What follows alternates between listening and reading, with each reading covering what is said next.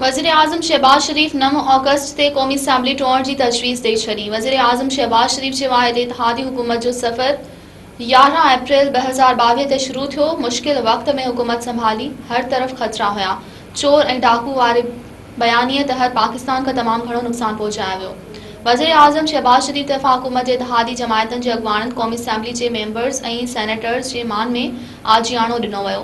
ज़रनि जो चवणु आहे त वज़ीर आज़म शहबाज शरीफ इत्तेहाद नालो क़ौमी असम्बली टोड़ण जी तारीख़ 9 ऑगस्ट तजवीज़ कई।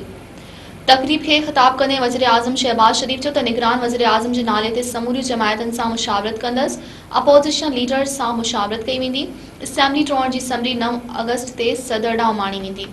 वज़ीर आज़म शहबाज शरीफ चयो त कोशिश आहे असांजे हिकमत अमली सां हालतूं बहितर थी वञनि। पीटीआई हुकूमत मुल्की मईशत के तमाम घणो नुक़सान पहुचायो। तनक़ीद बावजूद 15 महीननि में रियासत के बचायो।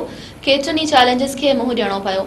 वज़ीर आज़म शहबाज शरीफ जो चवणु हो त IMF सां मामला टुटण वारा हुआ।